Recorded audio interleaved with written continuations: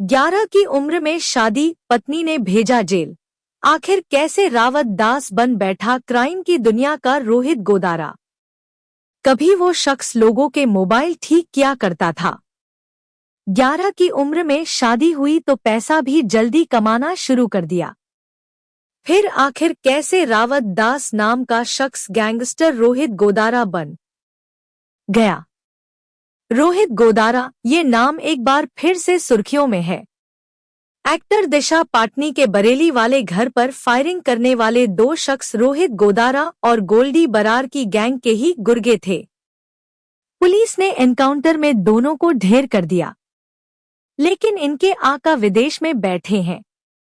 कभी mobile repair की दुकान चलाने वाला एक आम इंसान आखिर कैसे जुर्म की दुनिया में बड़ा नाम बन गया।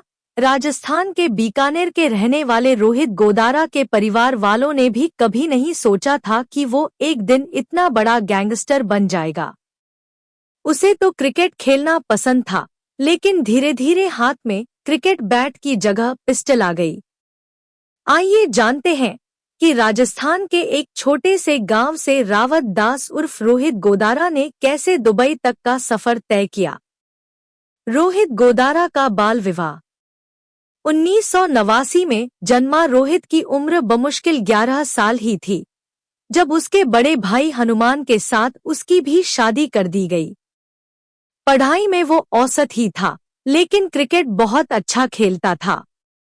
छोटी उम्र में शादी हुई तो कम उम्र में पैसा कमाने की जरूरत भी महसूस हो गई। 2005 में पत्नी के साथ बीकानेर चला गया और वहां मोबाइल ठीक करने की दुकान खोल ली। धंधा अच्छा चल निकला।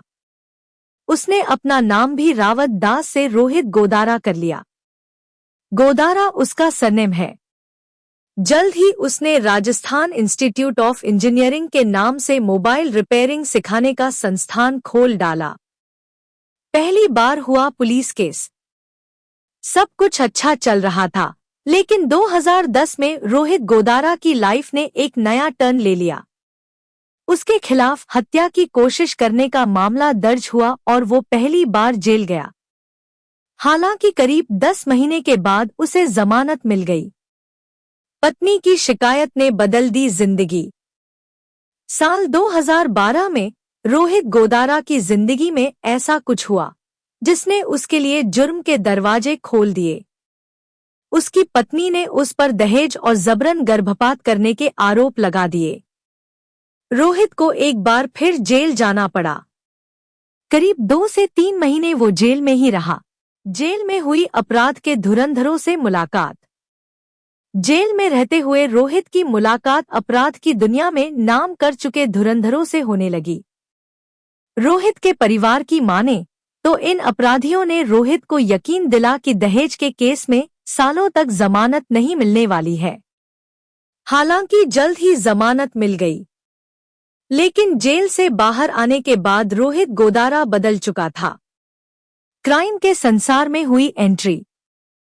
जेल में उसकी दोस्ती अपराधियों से ही हो चुकी थी। बाहर आकर वो छोटे मोटे क्राइम करने लगा। 2022 तक उस पर 32 से ज्यादा केस दर्ज थे। इनमें हत्या, फिरौती मांगने जैसे संगीन मामले भी शामिल हैं। जेल से बाहर आने के बाद 2022 में वो नकली पासपोर्ट पर देश से दुबई भाग गया और लॉरेंस बिश्नोई के लिए काम करने लगा। सिंगर सिद्धू मूसेवाला की हत्या में उसका हाथ बताया जाता है। इसके अलावा करणी सेना के नेता सुखदेव सिंह गोगामेडी की हत्या, सलमान खान के घर पर फायरिंग में भी उसका नाम आया। उसके सिर पर 1 लाख का इनाम भी है और इंटरपोल को भी उसकी तलाश है।